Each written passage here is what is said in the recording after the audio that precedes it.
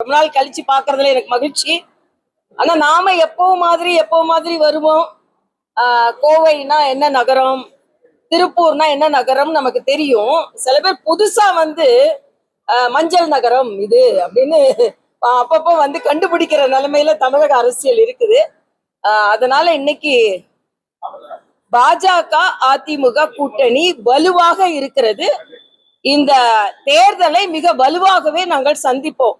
ஏனென்றால் ஒன்று, மக்கள் மாற்றத்தை விரும்புகிறார்கள். இன்னைக்கு பாத்தீங்கன்னா அதாவது அவரோட திமுக எதிர்ப்பை நான் வரவேற்கிறேன். நிச்சயமா திமுக எதிர்க்கப்பட வேண்டிய கட்சி. ஆனா திமுகவிற்கும் தாவேகாவிற்கும் எதை வைத்து சொல்கிறார்னு சொல்றேன்.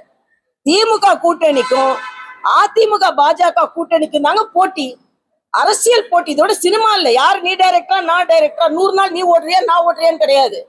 ஆக 10 வயசுல இருந்து சினிமால நடிக்கிற உங்களுக்கே இணைப்பு இருக்கும் பொழுது, தொடர்ந்து அரசியல் களத்துல இருக்கிறவங்களுக்கு எவ்வளவு இணைப்பு இருக்கும், மக்களோட இணைப்பு இருக்கும். அதனால இன்னைக்கு பேசுறது எல்லாமே மத்திய பாரதிய ஜனதா கட்சி மக்களுக்கு செய்து கொண்டிருக்கிறது.